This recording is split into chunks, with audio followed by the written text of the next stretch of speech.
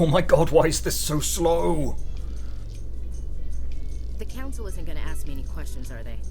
Mass Effect was one of the biggest sci-fi RPGs of the late noughties, and it was absolutely BioWare at the peak of their craft. Great characters, huge scope, amazing voice work, a story taking you to the far-flung areas of the galaxy.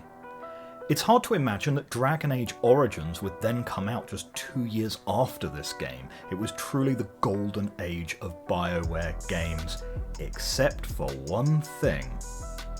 Before we jump into that though, just a quick segue. At the time I'm recording this, my channel is now at 177 subscribers, which is absolutely amazing and is about 77 more than I realistically thought a channel with me solo writing and editing some video game footage and talking about UX would ever get, to be honest. When you're still this small, every individual subscriber pops up in my notification feed and every single one feels so valuable, so a quick thank you from me to everyone who's subscribed already, and a request that if you aren't subscribed, please consider leaving me your subscription if you enjoy this content. Okay, let's get on with the topic of today, elevators. For those of you who don't know or have never played Mass Effect was a sprawling space RPG with a somewhat heavy combat focus. It was also very much in the Star Trek vein of presenting quite a utopian future society, where alien races basically get on with each other. You, as a Spectre, like an elite branch of their military, follow leads and do your investigations, but like literally the biggest obstacles your character seems to face in the game is essentially the bureaucracy of the galactic government rather than a baddie alien race. Except for the Geth, who, well, later on it kind of turns out that they were sort of being tricked anyway. And this game was amazing. Basically 10 out of 10 reviews across the board from all of the major magazines, and it recently had a remaster put out there which has sold incredibly well. Definitely worth checking out in my opinion. Now let's get to the elevators. Just a quick note from me, I'm going to continue using elevator rather than the UK equivalent, which is lift, because hey, internationalisation. At various places in the world, on the ship and in the Citadel particularly, you have to ride elevators to get from one area to another. Oh my god, such immersion. It's like you're really there, having to ride elevators to get where you need to go. Personally, I loved these elevators as they gave a bit of chill time for your characters to exchange a bit of witty dialogue with each other and improve their characterization. The inclusion of these elevators was met, however, with mixed reactions. Sometimes I think I was the only person who actually enjoyed these elevators, but then again, there is nothing more English than a queue, and maybe I'm just culturally predisposed to enjoy a good queue. But the backlash against these was so fierce that for the subsequent sequels, Mass Effect 2 and 3, the elevators were ditched altogether for traditional loading screens. So why was this? And why the backlash against elevators? I mean, that's what they were, a loading screen, clearly a necessary part of the game, so why did people want to be pulled out of the immersive experience and instead be thrown to a loading screen? That's kind of counterintuitive. And this is where we take a segue into the philosophy of queuing and the visible versus the invisible queue. Now you might say, but Virgil, there's no queue here, you're the only one playing, there are no other players. To which I say, yes. However, given that you are having to wait, it's functionally indistinguishable from being in a queue, and so in a sense, it is a queue, as you're having to wait for other game elements to do their thing before you can leave the elevator. So you are queuing, just not behind people, you're queuing behind game processors. Queues come in all shapes and sizes, quite literally. You have physical queues like you would experience at a theme park or a post office, and you have virtual queues like you would experience when you call up your power company and they leave you on hold for 45 minutes. These are broadly the same thing, in that you're waiting some period of time before you can progress with whatever it is you're doing. The theory of queues is one aspect of what's called CX, that is customer experience, and is often considered alongside the more well-known UX or user experience. In the CX framework, queues are often split into two types, visible and invisible. Visible queues are when you tell people where they are in the queue and how fast the queue is moving. This can be in the form of, "You are caller number 7 in the queue," or it can be a signpost telling you 45 minutes from the front of the queue. Invisible queues are where you give no indication to the user where they are in the queue or how long they will be in the queue. Now, an important point here, invisible queues are not necessarily worse than visible queues. That's an easy conclusion to jump to. You can also think of visible and invisible queues as like the difference between a loading bar, which has a percentage indicator on it, and a spinning progress wheel, which doesn't give you an indication as to how far through the process it is. Once you've decided which kind of queue is best for you, you then have a number of other things you can do to make the user's emotional journey not degrade as quickly. You can keep your customers' minds occupied. We perceive time moving faster when we have something to fill our time, which is the origin of the pleasant ? Music we hear when we're on a call. Many theme parks will also have things to keep your mind entertained whilst you queue. Certain parts of the ride are only visible from within the queue itself, so you have an aspect of discovery and novelty as you queue. You can silently queue them whilst they have to digest or provide information. When you go to the doctor, they often have you fill out a form when you arrive. Now, this form could have been done in advance, but it helps to hide the fact that you're already in a queue whilst you're filling that out. Finally, you can also communicate to the user the reason for the queue.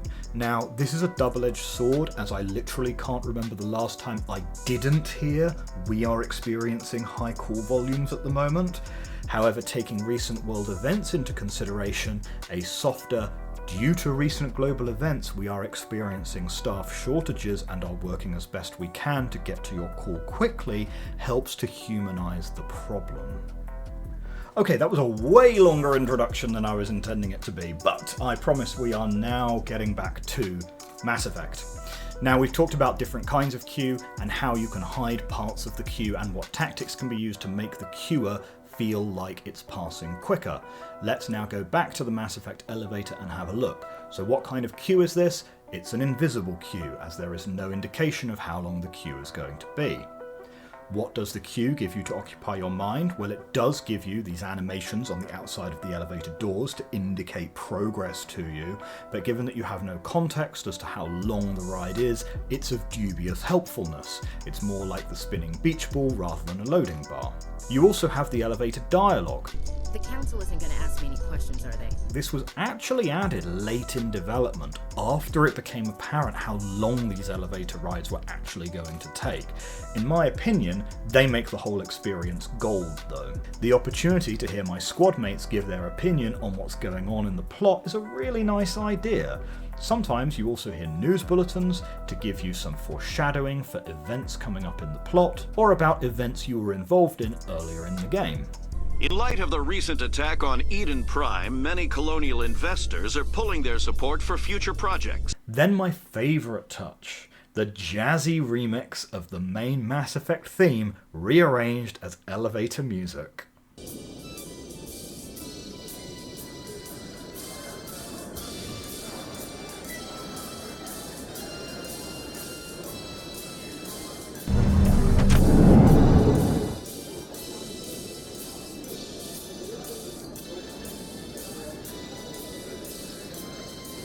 So we're doing the right things here, giving users an animation showing progress, keeping their minds occupied with conversation and news bulletins. So what was the problem?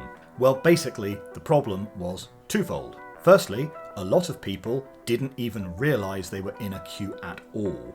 Now, maybe this is a fourth kind of queue, the queue where the queuer doesn't realise they're in a queue. And judging by some of the comments from back in the day, it doesn't seem it was immediately apparent to many users that this was to hide a loading screen at all, and they thought it was just unnecessary filler. Now that's interesting, as it means the devs did too well hiding the loading screen. The other thing they did wrong was the timing, and the length of time these elevators take is right on the money when it comes to queuing theory. Around 30 seconds to a minute is exactly the point where people in an invisible queue begin to get frustrated. So if you're going to hide loading screens like this, you have to keep a firm hand on that timer or make it a visible queue. Now, there's nothing wrong with hiding a loading screen. If you've ever been through a narrow gap recently, you might be surprised to find out that that's a loading screen. It is literally a Mass Effect elevator, just with your character moving through the gap rather than an elevator moving through the environment. In fact, how you hide loading screens and different methods people have employed could be a video in its own right, so comment below if you want to see me go through a bunch more examples of that. So what did they do in Mass Effect Legendary Edition to fix these elevators? Replace with a loading screen, like they did in Mass Effect 2 and 3? Thankfully, no. The elevators are still there, so if you want the authentic Mass Effect experience, you can still use them and sit through that dialogue and get that character interaction, but the devs have created a brilliant compromise for those who are in a rush. Double press a button to skip. Simple. I actually genuinely love this solution as being a great compromise for the people like me who want that character interaction, the news broadcasts to make the world feel more alive, more immersive, and people who just want to get on with the game and get to that next section. In the end, the elevators will always stick around in my mind as a glorious attempt to enhance immersion in Mass Effect, and whilst the reception to these was mixed, kudos to the developers who continue to push the boundaries in trying new things with their worlds. The legacy of these elevators can be seen in other games today, whether that be in literal elevators such as in Jedi Fallen Order, or the tight gaps that we see in games like Tomb Raider or Uncharted. Mass Effect was certainly not the first game to try and hide a loading screen, but I don't think we'll ever see a game again provoking so much controversy about how it loads a level. And that's going to wrap it up today. If you've made it to the end of this video, congratulations for listening to what is probably quite a long video by this stage about the theory of queuing and how that can apply to loading screens. If you enjoyed this content, please consider leaving this video a like, leave a comment if you have any questions, and consider leaving me your subscription. With that, all that remains to be said is thank you very much for watching, and I hope we'll chat again soon.